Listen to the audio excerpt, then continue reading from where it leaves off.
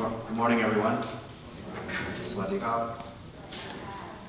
Thank you, everyone, for being here today. For my grandma, Pantavi Chaikan. We're all pieces of her life, and when I see you all together, it feels like she's not even gone. When all the pieces are here, it feels like she's here right with us. So, like was said earlier, a lot of you know her as P. Pantavi, Ba Pantavi, Pupakong Pantavi, Nurse Pantavi, Kunyai Pantavi, and some American people would know her as just simply Pam. To me, she was Kunya, my one and only Kunya, which means paternal grandmother. And I have so many memories with her. It was hard to pick which ones to talk about, so I just wanted to share with you a few that remind me of her characteristics. One thing I always remember her for is, like what was said earlier, she was a very social person.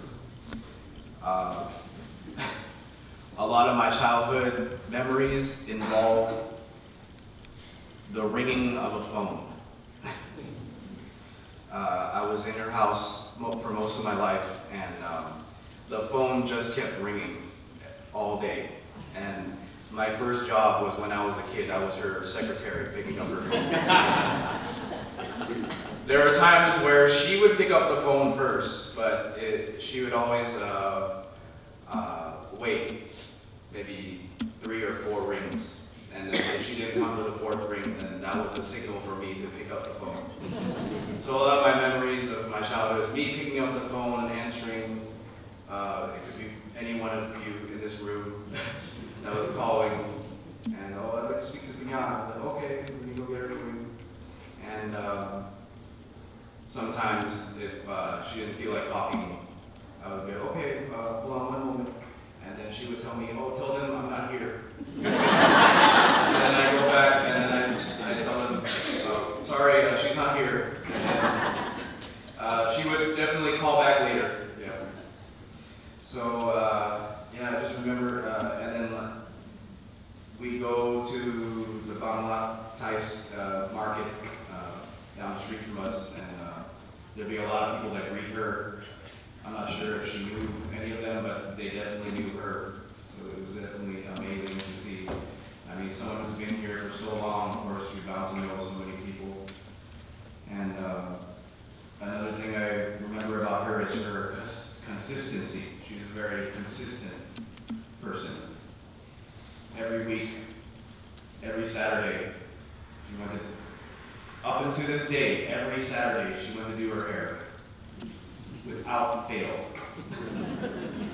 And it was to the point where me and her actually end up going to the same hair salon. And every Sunday, without fail, always going to church, no matter what. There would be some days where she would be too sick to go, but other than that, that's really the only reason why she wouldn't go to church.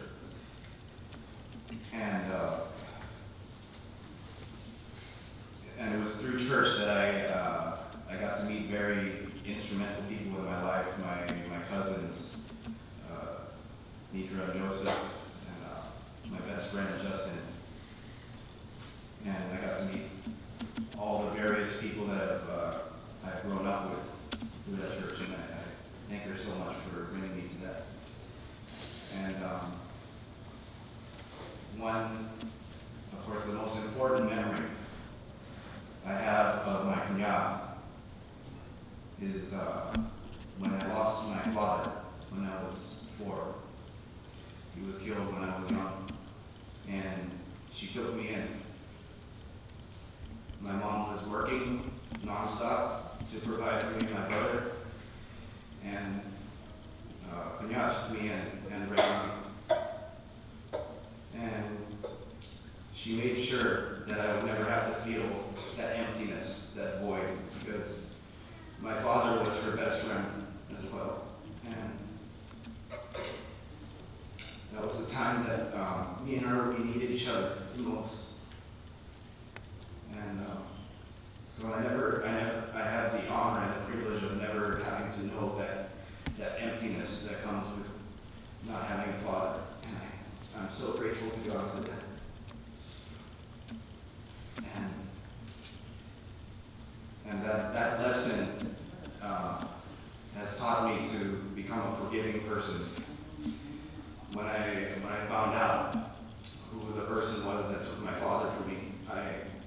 she inspired me with the strength to forgive that person. And so I'm just so grateful that I will never end up becoming that bitter person that I could have become. And I'm so grateful for that. One last memory I want to share.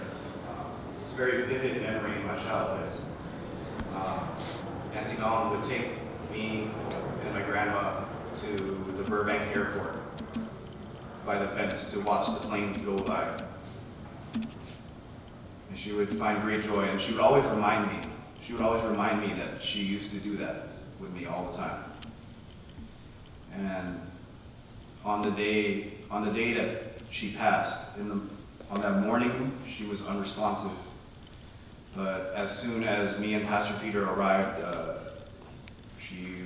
she woke up. She woke up, and we shared one last prayer together. And I feel like in a way that was like my last trip to the airport to see her go and be with God.